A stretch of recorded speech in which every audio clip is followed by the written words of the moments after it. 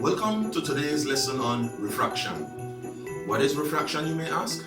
Well, refraction is the changing of direction of light when it goes from one medium to another. You have seen this in many everyday instances. You know how when you look into a transparent cup and you see your straw inside of it and the straw looks bent? That right there is refraction. But why does refraction occur? Well, let's take a look at this Bill Nye clip to see an explanation of why refraction occurs. As you may know, scientists like to think of light as traveling in waves. So let's say that this marching band is like a beam of light, and each row of marchers is like a wave of light. People in marching bands keep an eye on each other. That's how the band stays in formation. When one side slows down, the whole row turns. In fact, that's how marching bands turn. So when the marching band hits that little hill over there, one side of it slows down, and that makes the whole formation, the whole wave, turn. When waves slow down, they change direction. Isn't that cool? Now, let's take a look at this clip by Mr. Physics and see what is meant by lateral displacement. Lateral displacement, what is it? Well, to understand what it is, let's take a look at this glass block with light coming through it. We see that the light ray here enters, it is refracted, meaning it changes direction, and then when it exits, it continues on its way. That's illustrated here in the solid black lines. In red is the path that the light would have taken if there was no glass there. It would have continued in a straight line, in other words. So lateral displacement is how much the light ray has been moved sideways. Remember, the word lateral means side, right? So lateral displacement is how much the light ray has been moved to the side. If I can add to your information, Mr. Physics, I would like to also explain how it is very important to note that when light travels from a less dense medium to a more dense medium, because it slows down, it moves towards the normal. And vice versa, meaning that when it goes from a more dense medium to a less dense medium, then it moves away from the normal. Now, let's talk about the two laws of refraction. Law 1, it says that the incident angle, the reflected angle, and the normal all lie on the same plane. And law 2, the sine of the angle of incidence divided by the sine of the angle of refraction is a constant known as the refractive index. This is also known as Snell's law, named after Willebrord Snellius. Now, let's go back to Mr. Physics for some examples on the whiteboard. So, here, now that we've learned about the two laws of refraction, let's see visually what they really mean. So here, as I mentioned before, this little blue line is a very important line. This is what we call our normal. It is an imaginary line that is perpendicular to the boundary between two media. Usually, the two media that we'll be talking about would be air and some other medium, such as glass, water, or diamond, right? Now, the other important thing to note is that the angle between the light ray and the normal in air is what we call our incident angle. And the angle between the light ray and the normal in that second medium is what we call our refracted angle. Okay? Please note, it's very important that you do not mistake this angle as the incident angle or this angle here as your refracted angle. It is very important for you to note that the incident angle is always between the light ray and the normal. The same thing goes for the refracted angle.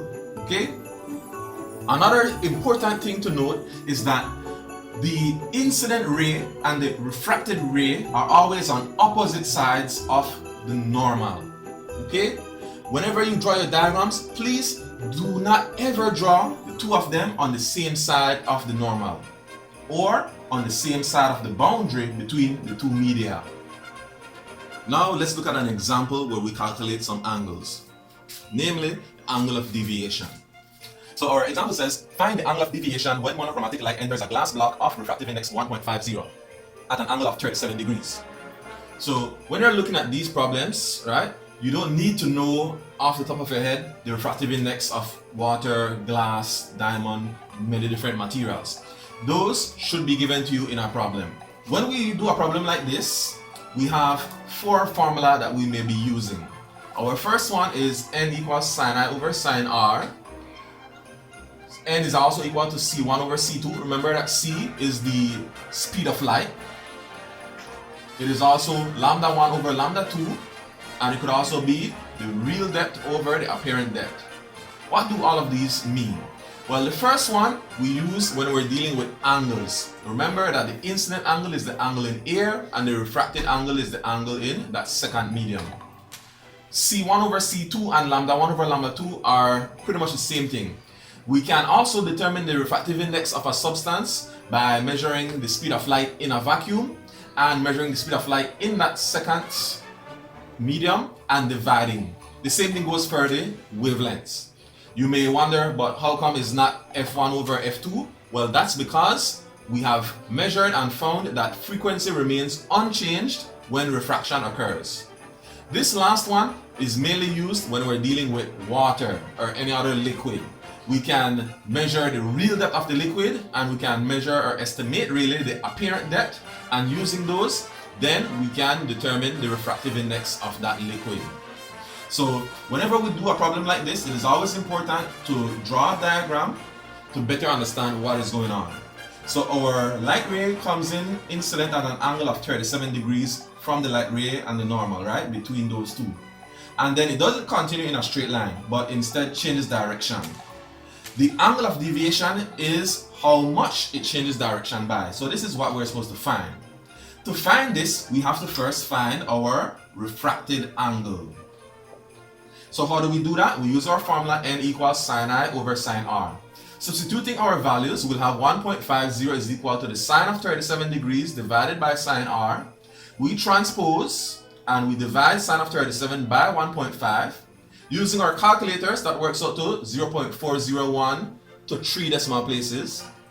And so then, if that is the sine of r, the angle r will be the inverse sine, or some people call it the arc sine, of 0.401, which to the nearest whole number is 24 degrees. So this angle here is 24 degrees. That's our refracted angle. But we want the angle of deviation. So how much did it change direction by? So if it were to continue in a straight line, then this whole entire angle here would have been 37 degrees. But since it did not continue in a straight line and it changed, and this angle now here is 24 degrees, then the angle of deviation will be the difference between those two, which is 13 degrees. Now for our second example. A pool appears to be 6 feet deep. How deep is the pool really if the water inside has a refractive index of 1.33, or in other words, 4/3? Well, let's see. You know from experience that whenever you jump into the sea at Keys or into a pool, you are sometimes surprised by how deep you actually went down, because it doesn't look that deep to you, but it is actually deeper than it is. Why does that happen? It's because of refraction, of course. Let's look at our example here and our diagram to explain better why that is the case. So when light goes from the bottom of the pool up through the water and then changes direction in air, it enters our eye. Remember, that is how we see anything, right? All we are seeing is light reflected off of objects.